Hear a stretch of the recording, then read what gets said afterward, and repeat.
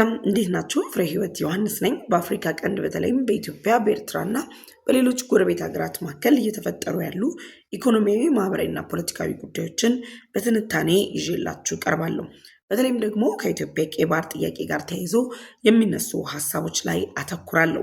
በዛሬው ቆይታችን በሁለት አንኳር ጉዳዮች ላይ አብረን ሰፋ ያለ ጊዜ ይኖረናል።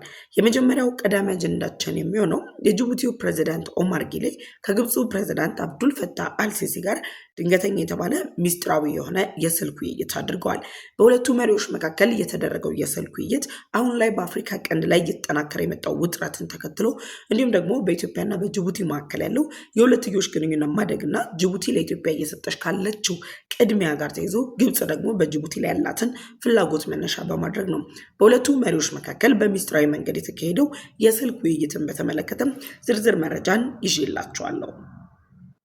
ሁለተኛው አጀንዳችን የሚሆነው በራስ ገዟ ሶማሌላንዱ የበርበራ ወደብ ላይ የሚንቀሳቀሱ መርከቦች በሙሉ ከትናንት ሰኞ ጀምሮ እንዳይንቀሳቀሱ መታገዳቸው ተሰምቷል። በበርበራ ወደብ ላይ የሚካሄዱ የመርከብ እንቅስቃሴዎች በአፍሪካ ቀንድ ከሚገኙ ሀገራት እንደ ኢትዮጵያ ላሉ ወደብ ለሌላቸው ሀገራት ከፍተኛ የሚባል ኪሳራን እንደሚያስከትሉ ጭምር እየተነገረም ይገኛል።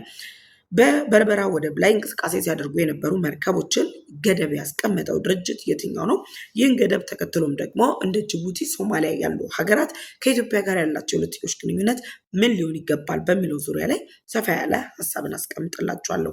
ለዩቲዩብ ቻናሌ አዲስ ከሆናችሁ የደወል ምልክቷን ተጭናችሁ ቻናሌን ሰብስክራይብ በማድረግ ቤተሰብ እንድትሆኑ እንጠይቃችኋለሁ። ቻናሌን ሰብስክራይብ አድርጋችሁ ቤተሰብ ከሆናችሁ ደግሞ ላይክ እና ሼር በማድረግ ለወዳጅ ዘመዶቻችሁ እንድታጋሩም ጠየቋችሁ። ወደ ቀዳሚው መረጃም ተሻገርኩኝ። አብራችሁ ይቆዩ። የመካከለኛው ምስራቅ ጦርነት መከፈትን ተከትሎ በአፍሪካ ቀንድ የሚገኙ ለቀይ ባህር ስትራቴጂካዊ የሆኑ ሀገራት በሙሉ ከኢትዮጵያ ጋር ያላቸውን የሁለትዮሽ ግንኙነት እያጠናከሩ ይገኛሉ። ከነዚህ ሀገራት መካከል ጅቡቲ በቀዳሚነት የምትቀመጥ ናት። ታዲያ በኢትዮጵያና በጅቡቲ መካከል ያለው የሁለትዮሽ ግንኙነት እየተጠናከረ በመጣበት በዚህ ወቅት ላይ ግብፅ የኢትዮጵያን ጎረቤት ሀገራትን በመጠቀም ኢትዮጵያ ላይ ተጽዕኖ ለማሳረፍ ስታደርግ የነበረው ጥረት ወይም ደግሞ ስታደርግ የነበረው እንቅስቃሴ አሁን ላይ ፈተና እየገጠመው መጥቷል። ታዲያ የመካከለኛው ምስራቅ ጦርነት በፈጠረው እድል አማካኝነት በአፍሪካ ቀንድ ላይ ስትራቴጂካዊ ሀገር ወይም ደግሞ ስትራቴጂካዊ ቀይ ባህር መዳረሻ የሆነችው ጅቡቲ የተለያዩ ጥቅሞችን እያገኘች ባለችበት በዚህ ወቅት ላይ ግብፅ ከጅቡቲ ጋር ያላትን የሁለትዮሽ ግንኙነት ለማጠናከር የሚያስችሉ ስምምነቶች ላይ ደርሳለች። ባሳለፍነው ሳምንት ከኤርትራ መንግስት ባለስልጣናት ጋር የግብፅ ባለስልጣናት በካይሮ ውይይት አድርገዋል። በኤርትራ ታዳሽ የኢነርጂ ኃይሎችን ለመገንባት የሚያስችሉ መግባባቶች ላይም ደርሰዋል። ታዲያ አሁን ላይ ኤርትራ እና ግብፅ ጥምረት ከመፍጠራቸው በተጨማሪ ግብፅ በኢትዮጵያ ላይ የተለያዩ ስትራቴጂካዊ የሚባሉ ጉዳቶችን ለማድረስ ወይም ደግሞ በኢትዮጵያ በተቃራኒ በመቆም የራሷን አጀንዳ ሊያራግቡ የሚችሉ አካላት ጋር የሁለትዮሽ ጥምረት ፈጥራ እያደረገች ባለችው እንቅስቃሴ ላይ ኢትዮጵያን በቀላሉ እጎዳታለሁ ወይም ደግሞ ኢትዮጵያን ጥቅም አጎላለሁ ብላ የምታስብባትን ጅቡቲን በመጠቀም ኢትዮጵያ ላይ በድንበርም ሆነ በተለያዩ መንገዶች ጉዳት ለማድረስ እየሰራች ትገኛለች። ግብፅ የኢትዮጵያ የቀይ ባህር ጥያቄ እንዳይነሳ ወይም ደግሞ ኢትዮጵያ ወደ ቀይ ባህር እንዳትገባ የአሰብ ወደብን በእጇ እንዳታስገባ ከማድረግ ባለፈ በሶማሌላንድ የሚገኘው የበርበራ ወደብንም ተጠቅማ ኢትዮጵያ ወደ ቀይ ባህር እንዳትገባ ካላት ፍላጎት የተነሳ ከሶማሊያ ጎን በመቆም የሶማሌላንድና ኢትዮጵያ ስምምነት ተግባራዊ እንዳይሆን ከዛም ባለፈ ደግሞ ለራስ ገዟ ሶማሌላንድ የተለያዩ የዓለማችን ሀገራት የሚሰጡትን የሉዓላዊነት እውቅናን እየተቃወመች ሌሎችም ሀገራት እንዲቃወሙ እያደረገች ትገኛለች። የሁሉ እንቅስቃሴዎች ባሉበት በዚህ ወቅት ላይ ኢትዮጵያ የቀይ ባህር ጥያቄዋን እንደማታቆም በመረዳቷ ግብፅ አሁን ላይ ከጅቡቲ ጋር ከወራት በፊት የደረሰችበት የልማት ስምምነት ተፈጻሚነት ሳይሆን የልማት ስምምነቱ ምንም ፕሮግረስ እያሳየ ባለመሆኑ ምክንያት በግብፅና በጅቡቲ መካከል አሁን ላይ ዳግም የሁለትዮሽ ግንኙነታቸውን መመልከት አስፈላጊ ሆኗል። ስለዚህ የጅቡቲ ፕሬዝዳንት ኦማር ጊሌ በሀገራቸው ሀገራዊ ምርጫን አካሂደው አሸንፈዋል። ይህን ካሸነፉ በኋላ የሁለትዮሽ ግንኙነቷን ግብፅ ከዚህ ቀደም ይዘው ነበር ከምርጫ በፊት በነበረው ሁኔታ። አሁን ላይ ግን ምርጫው መጠናቀቁን ተከትሎ ከፕሬዚዳንት ኦማር ጊሌ ጋር ያለውን የሁለትዮሽ ግንኙነት ማጠናከር ምርጫ የሌለው ጉዳይ መሆኑን ተረድታለች። ለዚህም ነው ፕሬዚዳንት ኦማር ጊሌን የተለያዩ መንገዶችን በመጠቀም ኢንቨስትመንቶችን በማድረግ ፋይናንሻል ሰፖርት በመስጠት ጭምር በኢትዮጵያ በተቃራኒ እንዲቆሙና ኢትዮጵያ የጅቡቲን ወደቦች በመጠቀም የምታደርገውን የገቢዎች ንግድ እንቅስቃሴን ለማስተጓጎል እየሰሩ የሚገኙት። ይህም መነሻ አድርገው የምርጫ ሂደቱ ካለፈ በኋላ በምርጫ ያሸነፉት ፕሬዚዳንት ኦማር ጊሌ እና የግብፁ ፕሬዚዳንት አብዱል ፈታህ አልሲሲ ሚስጥራዊ የተባለ የስልክ ውይይት አድርገዋል። የስልክ ውይይቱን ራሳቸው ፕሬዚዳንት ኦማር ጊሌ በኦፊሻል ኤክስ ገጻቸው ላይ የለጠፉ ሲሆን ዝርዝር ሀሳቦች ግን አልተቀመጡም። በዚህ ዝርዝር ሀሳቦች አለመቀመጣቸውን ተከትሎ ፖለቲከኞች፣ የኢኮኖሚ ተንታኞች፣ የአፍሪካ ቀንድ እንግዲህ መጽያውን ጊዜ ትንበያ የሚያስቀምጡ አካላት እየገለጹት ባለው ገለጻ መሰረት ኢትዮጵያ ወደ ቀይ ባህር ለመግባት የተጠቀመችበት ያለችው የጅቡቲ ወደቦች ላይ የግብፅ ፍላጎት መጨመርና የሀያላኑ ሀገራት በጅቡቲ ላይ ያላቸውን ስትራቴጂካዊ እንቅስቃሴ በመጠቀም ግብፅ በቀይ ባህር ላይ እያሳየች ላለችው መዳከም አሁን ላይ ዳግም ለመቆምና የራሷን ጉልበት ለማደራጀት በምታደርገው ጥረት ላይ ጅቡቲን ስትራቴጂካዊ አጋሩ አድርጋ ለመጠቀም የሚያስችላት መግባባት ላይ ለመድረስ የተደረገ የስልክ ጥሪ ነው። በእነዚህ በሁለት መሪዎች መካከል ከተደረገው የስልክ ጥሪ መካከል ከሁለትዮሽ ግንኙነት የሁለቱን ሀገራት ጠንካራ የሚባል ዲፕሎማሲን ከማሳደግ በተጨማሪ ኢትዮጵያ የምትባል በአፍሪካ ቀንድ የምትገኝ ሀገር ቀይ ባህር ላይ እያነሳች ያለችው ሀሳብን ጅቡቲ እንድታሰናክልና የኢትዮጵያን ኢኮኖሚ የሚያዳክሙ እርምጃዎችን ጅቡቲ እንድትወስድ ለማድረግ ግብፅ በጅቡቲ ላይ ጫና ለመፍጠር ነው። በኬንያ በኩል ሄዳለች። 2 ግዙፍ ግድቦችን ለመገንባት የሚያስችል የፋይናንስ ድጋፍ አደርጋለሁ ብላለች። ደን ደግሞ በሌሎች ጎረቤት ሀገራት ላይ የምታደርገው ሙከራ ይታወቃል። አሁን ላይ ደግሞ የኢኮኖሚ መሰረታዊ የሆነችው ኢትዮጵያን የያዘችው ጅቡቲ ላይ የተለያዩ ፖለቲካዊ፣ ኢኮኖሚና ዲፕሎማሲያዊ ጫናዎችን በማሳረፍ ከኢትዮጵያ በተቃራኒ እንድትቆም በማድረግ እርምጃ ለመውሰድ ነው ግብፅ ይህን እንቅስቃሴ ጀመረችው። ስለዚህ በፕሬዚዳንቶቹ መካከል የተደረገው ውይይት የሁለትዮሽ ግንኙነት ወይም ደግሞ ዲፕሎማሲያዊ ጥምረት ብለን የምናልፈው ሳይሆን በኢትዮጵያ ላይ እየተደረገ ያለ ሴራ ወይም ደግሞ ኢትዮጵያ ላይ እያሴሩት ያለው አንዳች ነገር እንዳለ የሚያመላክት ነው። ምንም እንኳን ጅቡቲ በተደጋጋሚ አሁን ባለው ሁኔታ ላይ ከኢትዮጵያ የተሻለ ስትራቴጂካዊ አጋር፣ ከኢትዮጵያ የተሻለ ጎረቤት ሀገር እንደሌላት ብትናገርም ግብፅ ግን ያላት ፍላጎት ጅቡቲን በመጠቀም ኢትዮጵያን ከቀይ ባህር ማራቅ፣ ኢኮኖሚዋን ማዳከም፣ ዲፕሎማሲያዊ ጫና መፍጠር መሆኑን ተከትሎ እየወሰደች ያለችው እርምጃ ለግብፅም ሆነ ለጅቡቲ የሚበጃቸው ሳይሆን ኢትዮጵያ ሙሉ ለሙሉ አሁን ትኩረቷን ወደ ቀይ ባህር አድርጋ በአሰብ ወደብና በሌሎች መዳረሻዎች ላይ ያላትን ፍጥነት በመጨመር የግብፅን እቅድ የግብፅን ወዳጆች ማሸማቀቅ ወይም ደግሞ የግብፅን ወዳጆች አንገታቸውን አከርካሪያቸውን መምታት ነው። ስለዚህ የግብፁ ፕሬዚዳንት አብዱል ፈታህ አልሲሲ እና የጅቡቲው ፕሬዚዳንት ኦማር ጊሌ ሚስጥራዊ የተባለ ስልክ ውይይትን አድርገዋል። የውይይታቸው አጀንዳ በግራም ተባለ በቀኝ ኢትዮጵያ ነች። ግብፅ ከወራት በፊት በጅቡቲ ወደቦች አካባቢ ላይ 10 ኪሎ ሜትር የሊዝ መሬትን ጠይቃ 10 ሄክታር የሊዝ መሬትን ጠይቃ ነበር። የኢትዮጵያ ኢንቨስትመንት ሆልዲንግም በተመሳሳዩ 10 ሄክታር የሊዝ መሬት ከጅቡቲ ለማግኘት ጥያቄን አቅርቧል።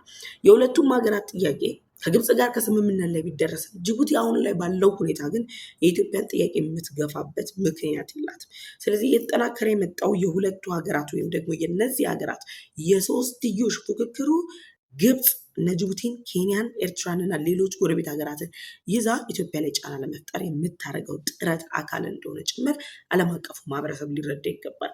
10 ሄክታር የሊዝ መሬቷን ተፈራርማለች፣ ወደቡን አለማለው ብላለች። ግን እስካሁን እንቅስቃሴዎች አልተጀመሩም። ኢትዮጵያ ደግሞ በኢንቨስትመንት ሆልዲንግ በኩል 10 ሄክታር መሬትን ጠይቃለች። በጅቡቲና በኢትዮጵያ መካከል ያሉ የሁለትዮሽ ግንኙነቶች መጠናከርን አሳይቷል።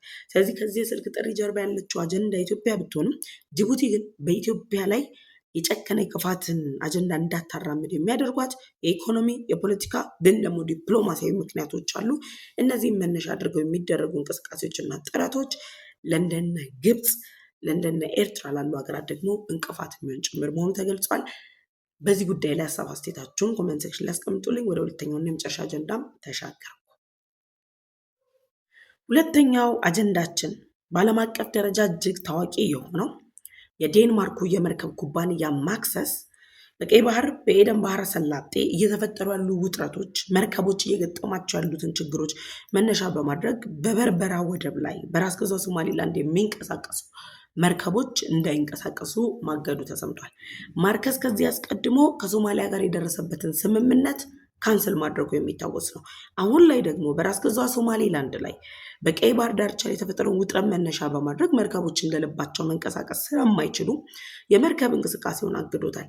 የዚህ የመርከብ እንቅስቃሴ መታገድ ኢትዮጵያ በጅቡቲ ወደብ ላይ ካላት ጥገኝነት ደን ደግሞ ወደ ህንድ ውቅያኖስ የሚያስገባ የሶማሌ ወደቦችን በመጠቀም የምታደርገው ጥረት የቀይ ባህርን የበርበራ ወደብና አሁን ላይ ካለው ከአሰብ ወደብ የበርበራ ወደብ ላይ እያደረገች ያለችው እንቅስቃሴ መጠናከር ተከትሎ ኢትዮጵያ በበርበራ ወደብ በመጠቀም ወደ ቀይ ባህር ለመግባት የምታደርገው ጥረት ላይ እንቅፋትን የሚጥል ነው። እንቅፋት ብቻ ሳይሆን የኢትዮጵያን የንግድ እንቅስቃሴ ላይ ከባድ የሚባል የማይፈለግ አሉታዊ የሆነ ተጽዕኖን የሚያሳድር ነው። የሶማሌላንዱ የሚደረጉ የመርከብ እንቅስቃሴ በዓለም ላይ ከሚገኙ ከፍተኛ ቁጥር ያላቸው መርከቦችን የሚያንቀሳቅስ ወደብ ነው። የበርበራ ወደብ እነ እስራኤል እና አሜሪካ፣ ግሪስ፣ ህንድን ጨምሮ አሁን ላይ የተባበሩት አረብ ኤሚሬት አሁን ላይ ባለው ሁኔታ ከሶማሌላንድ ጋር ያላቸውን የሁለትዮሽ ግንኙነት አጠናክረው የመርከብ እንቅስቃሴዎቻቸውን ለማጠናከር የጦር ቤዛቸውን ለመገንባት የሚያደርጉት ጥረት ከቦታው ስትራቴጂካዊ የሆነ ሚና አማካኝነት ነው። ይህን መነሻ አድርጋ ሶማሌላንድ የሉዓላዊ ሀገርነት እውቅናን ለማግኘት እንደ እስራኤል እንደ አሜሪካ ላሉ ሀገራት ኢትዮጵያን ጨምሮ የባህር ኃይላቸውን እንዲያሰፍሩ ወደቦቻቸውን እንዲጠቀሙ የሚያስችሉ ስምምነቶችን አቅርባ ሉዓላዊነት ለማግኘት እየጣረች ባለችበት በዚህ ወቅት ላይ ማክሰስ የተባለው ዓለም አቀፉ የመርከብ ኩባንያ መርከቦቹ እንደ ልብ እንዳይንቀሳቀሱ አግዷል። ማገድ ብቻ አይደለም፣ ከማገድም ባለፈ ደግሞ እንደ ኢትዮጵያ ላሉ ወደብና የባህር በር የሌላቸው ሀገራት በርበራ ወደብ ላይ ያደረጉትን ትኩረት ትተው በጅቡቲና በሶማሌ ወደቦች ላይ ትኩረታቸውን እንዲያደርጉ አድርጎታል። የሶማሌው ፕሬዝዳንት ሐሰን ሼክ መሐመድ ከኢትዮጵያ ጋር ያለውን ግንኙነት ማጣት አይፈልግም። የግብፅና የኤርትራንም ተልዕኮ እያስፈጸመ ይገኛል። ጅቡቲም ከኢትዮጵያ ጋር ያላትን ግንኙነት አጠናክራ፣ ነገር ግን ከኤርትራና ከግብፅ ጋርም አሁን ላይ ያላት ግንኙነት ይታወቃል። እነዚህ ሁለቱ ሀገራት ኢትዮጵያን አማራጭ አሳጥተው በጅቡቲና በሶማሊያ ላይ ሙሉ ለሙሉ እንድትመሰረት የሚያደርጓት ከሆነ ለኢትዮጵያ አደጋ ነው የሚሆነው። ስለዚህ ኢትዮጵያ በርበራ ወደብ ላይ ስታደርግ ከነበረው እንቅስቃሴ በተጨማሪ የአሰብ ወደብ ጥያቄ አሁን ላይ ከምን ጊዜውም በላይ አስፈላጊና መሰረታዊ የሆነ ጥያቄ መሆኑን ዓለም አቀፉ ማህበረሰብ ሊረዳ ይገባል። መንግስታችን ይህንን ትኩረት ሰጥቶ ሊሰራ ይገባል። እያንዳንዱ ኢትዮጵያዊ የኢትዮጵያን የቀይ ባህር ጥያቄ ቀዳሚ አጀንዳው አድርጎትም ሊንቀሳቀስ ይገባል። ማክሰስ ይህን እገዳ ካወጣበት ጊዜ ጀምሮ ብዙዎች ምን ይላሉ? አሁን ላይ እየተንቀሳቀሱ ያሉ ውሃ ላይ ያሉ መርከቦች መጨረሻቸው ምንድን ነው ሲሉ ድርጅቱ ያለውን አሁናዊ ሁኔታ ተረድቷል። ስለዚህ አሁን ላይ እየተንቀሳቀሱ ያሉ መርከቦች መንቀሳቀስ ይችላሉ። ግን አሁን በወጣው እግድ መሰረት እንደ ኢትዮጵያ ያሉ የባህር በርና ወደብ የሌላቸው ሀገራት ጥገኛ ሆኖ ባሉበት በዚህ ሁኔታ ላይ ማክሰስ ድርጅት ምንም ሊያደርግ አይችልም። ሊያደርግ የሚችለው ብቸኛ ነገር የመርከቦቹን ደህንነት ለማስጠበቅ ሌሎች አማራጮችን መፈለግ፣ ፊቱን ወደ ሌሎች አቅጣጫዎች ማዞር ነው። ስለዚህም ነው ሶማሌላንድ እና ሲደረጉ የነበሩ እንቅስቃሴዎችን አሁን ላይ በማቋረጥ ሌሎች ሀገራት እንደ ኢትዮጵያ ያሉ ወደብ የሌላቸው ሀገራት ሙሉ ትኩረታቸውን በሶማሊያ እና በኢትዮጵያ ላይ እንዲያደርግ የሚደረግ በሶማሊያ ላይ የሚደረጉ ወደ ህንድ ውቅያኖስ ለመግባት የሚደረጉ ጥረቶችን ኢትዮጵያ መፍትሄ አበጅታላቸዋለች። የላም ወደብን በመጠቀም ከኬንያ እና ከደቡብ ሱዳን ጋር በጋራ በመስራት ወደ ህንድ ውቅያኖስ መግባት ትችላለች። የቀይ ባህሩ ጉዳይ ግን ኢትዮጵያ አሰብ ወደብን ማስመለስ የማትችል ከሆነ በጅቡቲ ወደቦች ላይ ሀይ የሚባል ኢንቨስትመንቶችን እያወጣች የምታደርገው እንቅስቃሴ ኪሳራ ላይ የሚጥለን ነው። ኢኮኖሚያችንን የሚያቀጭጭ ነው። እየገነባን ያለነው የበላይነታችንን የሚያንኳስስ ነው።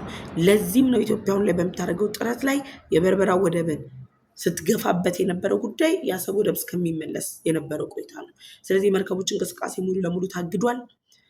ውሃ ላይ ያሉ መርከቦች ግን ቦታቸውን ይዛሉ። ኢትዮጵያ ፊቷን ወደ ጅቡቲና ወደ ሶማሊያ ታዞራለች ሲባል እነ ግብፅና እነ ኤርትራ የሱዳኑ መሪ ጀነራል አልቡርሃን ሶማሊያና ጅቡቲን በመጠቀም ኢትዮጵያ ላይ ጫና ለመፍጠር አሰፍስፈው ኢትዮጵያን የሚጠብቁት። ስለዚህ ኢትዮጵያ ያላት ብቸኛ አማራጭ አሰብ ወደብ ላይ ያላትን ባለቤትነት ማስጠበቅ፣ አጠናክራ መቀጠል ምርጫ የሌለው ጉዳይ ነው። ለዚህም ነው የቀይ ባህር ጥያቄ ወይም ደግሞ አጀንዳ የፊት አጀንዳ ሊሆን የሚገባው። አብሬያችሁ የቆየሁት እኔ ፍሬህይወት ዮሐንስ ነበርኩኝ። ለዩቲዩብ ቻናል አዲስ ከሆናችሁ የደወል ምልክቷን ተጭናችሁ ቻናሌን ሰብስክራይብ ማድረግ እንዳትረሱ። ቻናሌን ሰብስክራይብ አድርጋችሁ ቤተሰብ ከሆናችሁ ላይክና ሼር በማድረግ ለወዳጅ ዘመዶቻችሁ አጋሩ። በቀጣይ በሌሎች ፕሮግራሞች ተመልሼ እመጣለሁ። ቸር ቆዩ።